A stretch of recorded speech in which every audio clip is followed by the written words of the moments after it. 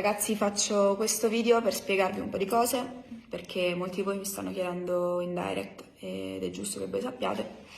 Allora, come molti di voi sanno, stanno girando dei miei video privati su social come Telegram e WhatsApp, video non condivisi da me e alcuni di questi fatti a mia insaputa.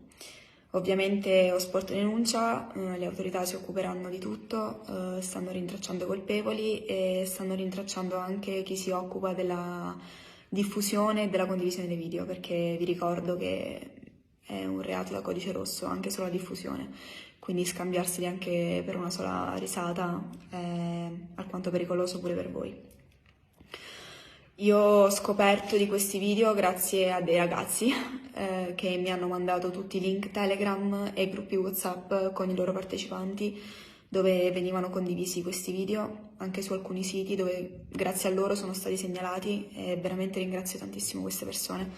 Ringrazio anche ragazzi e ragazze che mi stanno scrivendo veramente da tutta Italia per cercare di aiutarmi, per avvertirmi e per farsi avanti su qualsiasi cosa. Ragazzi, è una situazione che non auguro veramente, veramente a nessuno. Ho scoperto di gruppi Telegram dove c'erano anche altre ragazze che ho avvertito e continuerò a avvertire, perché è veramente un porcile.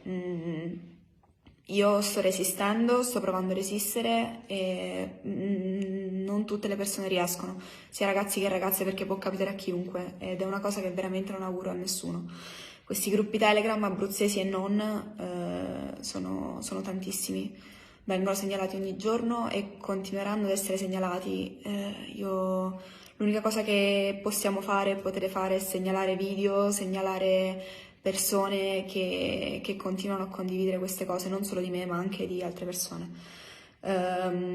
Io ce la sto facendo, mi stanno sorreggendo, mi stanno aiutando tantissimo e tutte quelle persone che mi sono vicine, che sono veramente, veramente poche. Quindi ragazzi, io non so che dirvi. Stanno provando a rubarmi gli account Instagram e Facebook. Io spero finisca presto e so già che le autorità mi aiuteranno, so già che molti di voi mi aiuteranno, mi hanno aiutato e continueranno a farlo. Quindi niente, volevo soltanto condividerlo con voi, spero passi in fretta. L'ho condiviso più che altro perché so che anche molte persone si trovano in questa situazione ma non hanno il coraggio di parlare e tenere il segreto di Pulcinella non è utile né a me né a altre ragazze o ragazzi che ci capitano.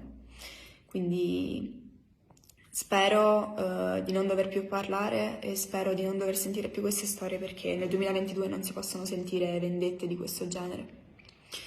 Detto ciò, ci vediamo nel prossimo video e nella prossima storia, ragazzi.